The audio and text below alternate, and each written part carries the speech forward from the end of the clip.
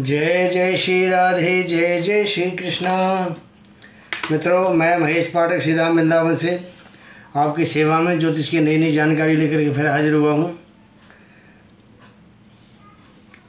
अगर आपने हमारे चैनल को सब्सक्राइब नहीं किया है तो फटाफट से इसको सब्सक्राइब करें, ताकि हमारे आने वाली जो नई नई जानकारियाँ हैं ज्योतिष की, वो आपको सबसे पहले मिलें।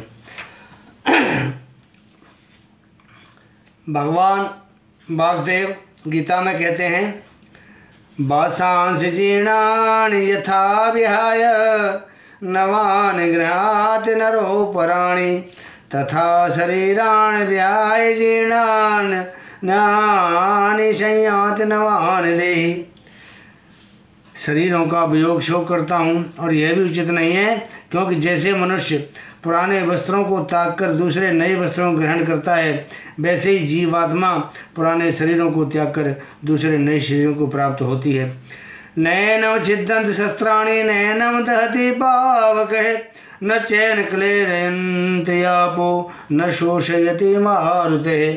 जैसे आत्मा को शस्त्र नहीं काट सकते, आग नहीं जला सकती, जल नहीं गीला कर सकता और उसको वायु नहीं सुखा सकती, इसलिए आत्मा अजर और अमर है। मित्रों, मैं महेश पाठक सीधाम मंदिर से आपको स्वागत करता हूँ।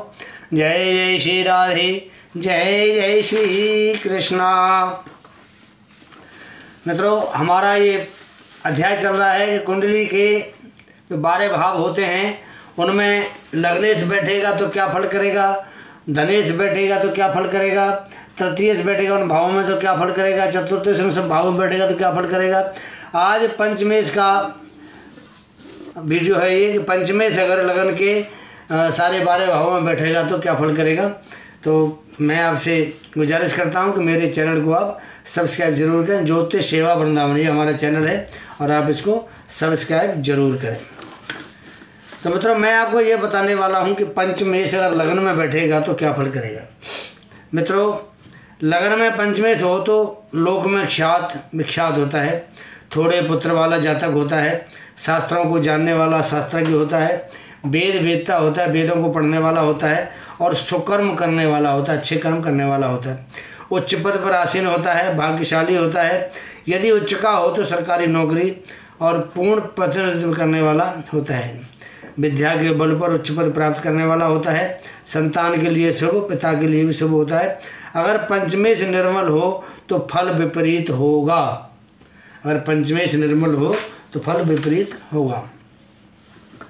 निर्मल का मतलब है कि पंचमेश अगर पाप ग्रह हो तो फल दूसरा होता है, ये फल नहीं होगा, इसके उल्टा फल हो जाएगा, विपरीत फल हो जाएगा इसका।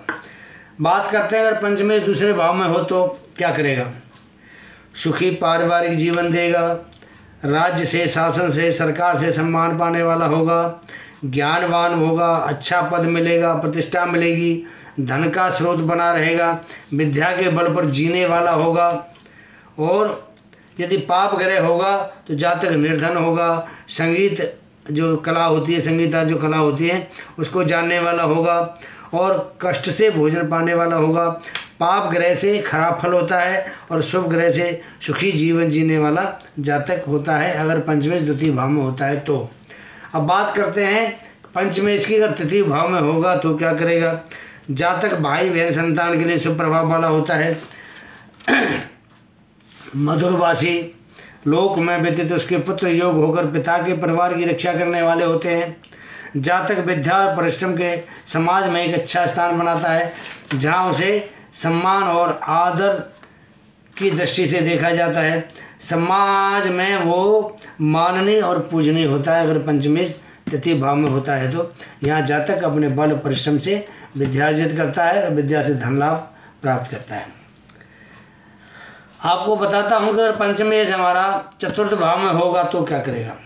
ये अपने पिता के कार्यों को पूरे करने वाला होता है, पिता के द्वारा पालित होता है, यहाँ बैठ के माता का भक्त होता है, माँ तथा संतान के लिए शुभ होता है।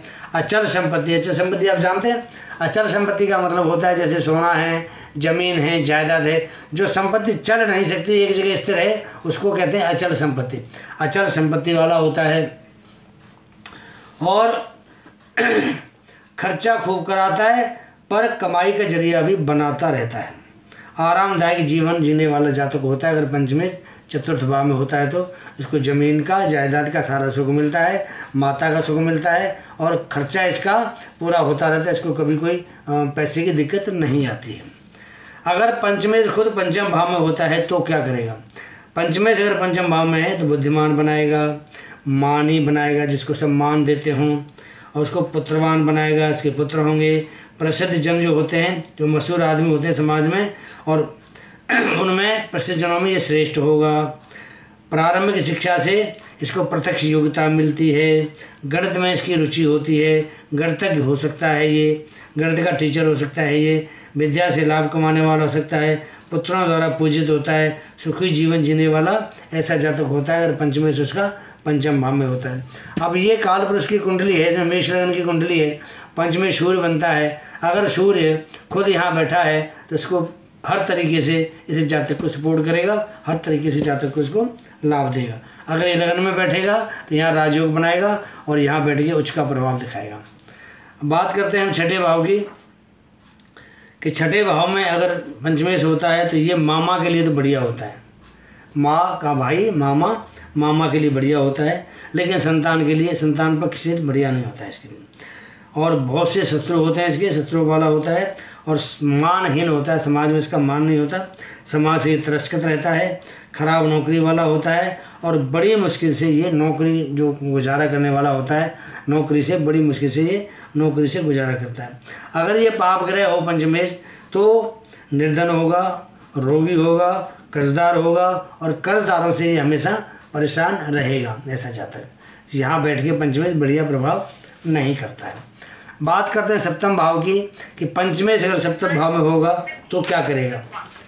इसके पुत्र सुंदर होंगे, देवगुरु के भक्त होंगे, पत्नी जो है प्रिय बादनी होगी, सुशीला होगी और अपनी बुद्धि से ये समृद्धि को प्राप्त करने वाला होता है। इसकी योग्य संतान होती है और संतान जो है इसकी विदेश में रहती है और विदेश में रह के इतना मान सम्मान प्राप्त करती है, इससे इसका भी मान बढ़ता है। इस जो जातक है, जातक का मान भी ये बढ़ाते हैं। और ये स्त्री भक्त होता है, या आप कह सकते हैं कि स्त्री की बात मानने वाला होता है। अगर लग्नेश भी सप्तम में पंचमे के साथ युति करे, लग्नेश और पंचमे दोनों सप्तम भाव में बैठ जाएं और यहाँ पे अगर सप्तमेश भी इनके साथ बैठा हो तो ये पत्नी भक्त होता है। ऐसा जो जातक है पत्नी भक्त होगा, पत्नी की बात मानेगा, चाहे बात अच्छी हो या बुरी हो। यहाँ बैठ के ये राजयोग भी बनाता है। अगर यहाँ लग्नेश भी बैठेगा तो उसके साथ बैठ के राजयोग भी बनाता है। कुल मिला के यहाँ बैठ के पत्नी के आने के बाद इसका भाग्योदय भी होता है और यहाँ बैठ के ये बहुत अच्छा प्रभाव दिखाता है जातक के लिए। उसको व्यापार हो, साझेदारी हो, बिजनेस हो, कोर्ट कचहरी केस हो, मुकदमेबाजी हो, उस सब में इसको यहाँ बैठ के लाभ देता है। बात करते हैं पंचमेश के अष्टम में आके बैठेगा तो सबसे पहले तो ये जो श्वास की बीमारी होती है, श्वास की बीमारी देगा इसको, फेफड़ों की बीमारी देगा इसको, क्योंकि ये खुद छाती का कारक होता है। तो छाती का कारक और इस बड़े रोग के घर में आके बैठेगा तो इसको यही बीमारी जरूर देगा। श्वास की बीमारी देगा, फेफड़ों की बीमारी देगा, पैतृक संपत्ति जो इसको मिलने वाली है अपने बाप से या यहाँ से, उस पैतृक संपत्ति में इसको दिक्कत होगी, इसको परेशानियाँ उठानी पड़ेंगी। आर्थिक स्थिति इसकी वो सामान्य रहती है, ज़्यादा ना बढ़िया पैसे वाला होता है ना बहुत गरीब होता है। आर्थिक स्थिति यहाँ सामान्य बनाता है पंचमेश अगर अष्टम में बैठता है तो। जातक यहाँ बैठ के स्त्री रहित होता है। अगर पंचम मेष यहाँ बैठेगा तो स्त्री रहित होता है। अगर उसकी स्त्री जीवित रहती है तो क्रोधनी होगी, किसी अंग से अंगहीन होगी। वायु और पृथ्वी क्रोधी होते हैं और वो भी कहीं न कहीं शरीर में कोई न कोई उनके भी अंगहीन होता है। तो पंचमेश अष्टम भाव में बैठ के प्रभाव बढ़िया नहीं करता है। बात करते हैं अब नवम भाव की, इसको हम भाग्य भी कहते हैं, धर्म का भाग्य भी कहते हैं, पिता का भाग्य भी कहते हैं इसको। पिता का कारक भी ये जो भाव है तो पिता को भी यहाँ भाव मानते हैं। तो यहाँ बैठ के जातक जो है पंचमेश अगर यहाँ बैठेगा तो क्या करेगा, उसको सद्बुद्धि देगा, विद्यावान होगा, कवि बनाएगा, संगीतक बनाएगा, राजमान बनाएगा, सुंदर और नाटक प्रिय बनाएगा। जैसे नाटक वगैरह होते हैं, नाटक देखने वाला, नाटक करवाने वाला, ऐसा बनाएगा। कई भाषाओं को इसको जानकारी बना देगा। पिता से इसको पूर्ण सहयोग मिलेगा, पूर्ण लाभ मिलेगा, भाग्य का इसको पूरा साथ मिलता है। अगर यहाँ ये पंचमेश अगर पाप ग्रह है तो इसके फल में न्यूनता जरूर आएगी। अगर पंचमेश पाप ग्रह है तो न्यूनता आएगी, और शुभ ग्रह है तो जो मैंने आपको बताए हैं ये सारे फल इसको यहाँ बैठ के जरूर मिलते हैं। अगर ये पंचमेश दशम में भाव में बैठा हो तो दशम भाव में बैठ के क्या करेगा। राज कर्मचारी, सरकारी नौकरी इसको जरूर देगा, राज कर्मचारी बनाएगा, सरकारी नौकरी जरूर देगा। और इसके बाद ये सम्मानित होगा, राजमान्य होगा और सत्कर्म करने वाला होगा, श्रेष्ठ होगा और माता का इसको जो सुख मिलता है पूर्ण रूप से ये माता के सुख का कारक होता है। राजयोग बनता है यहाँ, ये त्रिकोण है, ये केंद्र है। अगर यहाँ दशमेश और पंचमेश दोनों बैठते हैं तो पूर्ण राजयोग बनाते हैं। ये ऐसा राजयोग बनाते हैं कि ऐसा जातक जिंदगी में कभी दुखी किसी बात के लिए नहीं रहता है। अचल संपत्ति होती है इसके पास में, संतान को उसे प्रभाव देने वाला होता है, माता को बढ़िया प्रभाव देने वाला होता है, पिता को अच्छा प्रभाव देने वाला होता है, पिता के नाम को यहाँ बैठ के रोशन करने वाला होता है, तो ये भी पिता का घर है, पिता का भाव है, यहाँ बैठ के पिता के नाम को भी रोशन करता है अगर यहाँ बैठ के वो राजयोग बनाता है तो। मित्रों, ये दसम भाव का मैंने आपको बताया कि पंचमें दसम भाव में बैठेगा तो क्या करेगा, बहुत अच्छा प्रभाव यहाँ दिखाता है। बात करते हैं एकादश भाव की, लाभ भाव की। तो भाग्यशाली होगा जातक, धनवान होगा, विद्वान होगा, सहृदय होगा और लेखन कार्य में ऐसे जातक की, क्योंकि जो पांचवा भाव है विद्या बुद्धि का है, विद्या का भाव है, तो लेखन कार्य में ऐसे जातक की रुचि होती है तो वो ग्रंथकार हो सकता है, उपन्यासकार हो सकता है या कोई पत्रकारिता में लेखक हो सकता है वो।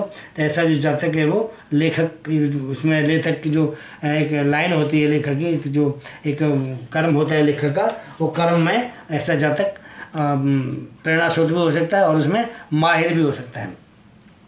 शूरवीर भी होगा, पुत्रवान भी होगा, सत्य वक्ता होगा, सत्य से प्रेम करने वाला होगा। यहाँ बैठ के ये संगीत कला का ज्ञाता भी होता है और किसी बहुत बड़े राजमान आदमी द्वारा यहाँ पे ये सम्मानित भी किया जाता है और समाज में इसको बहुत अच्छा यहाँ बैठ के मान सम्मान भी मिलता है। तो कहने का मतलब ये कि पंचमेश और ये एकादश भाव में बैठेगा, लाभ भाव में बैठेगा, यहाँ बैठ के ये जातक के लिए बहुत अच्छा कराएगा। बात करते हैं खर्चे के भाव की, व्यय भाव की। यहाँ बैठेगा तो पहले तो बात यह है कि जातक पुत्रवान जरूर होगा। तो पंचमेश जो है ये पुरुष ग्रह होता है, तो यहाँ बैठेगा तो पुत्रवान उसको जरूर बनाएगा, पुत्र उसके जरूर होंगे। ऐसे जातक को अपने पुत्र से संतोष भी होगा। ऐसा जातक जो है वो प्रदेशवासी होता है, प्रदेश में रहता है। आध्यात्मिक ज्ञानी होगा, भ्रमणशील, घूमने फिरने वाला होगा, दार्शनिक होगा, साहित्यकार होगा। अपने जन्म स्थान को छोड़ करके विदेश में जा करके अपनी जीविका कमाने वाला होता है। खर्चा भी खूब करने वाला होता है। क्यों खर्चा? इसलिए करेगा कि पंचमें से विद्या के बल पे, बुद्धि के बल पे कमाई बढ़िया करेगा, अच्छी कमाई करेगा तो खर्चा भी करेगा। तो ऐसा जातक यहाँ बैठ के ठीक होता है, यहाँ उसको किसी तरह की कोई दिक्कत नहीं आती है। मित्रों, ये मेरा वीडियो आपको कैसा लगता है इसके बारे में आप अपनी राय जरूर दें। मैं महेश पाठक सीधाम वृंदावन से, हमारा चैनल है यूट्यूब का ज्योतिष सेवा वृंदावन। आप हमारे चैनल को देखें, सब्सक्राइब करें, लाइक करें और उसको शेयर अवश्य करें। मैं एक बात और कहना चाहता हूँ, अगर किसी को कोई दिक्कत हो, परेशानी हो अपनी कुंडली में, कोई कुंडली अपनी दिखाना चाहता हो तो इसमें वीडियो के नीचे हमारे फ़ोन नंबर है, व्हाट्सएप नंबर है, हमें फ़ोन कर सकते हैं, हमें व्हाट्सएप कर सकते हैं। और सबसे बड़ी बात यह है कि हम जो उपाय बताएंगे वो आपकी जन्म कुंडली के अनुरूप उपाय बताएंगे ताकि आपको उनसे आगे चल कर लाभ मिले और आपको किसी तरह की परेशानी दोबारा पैदा ना हो। इसके साथ ही मैं आपसे आज्ञा चाहता हूँ।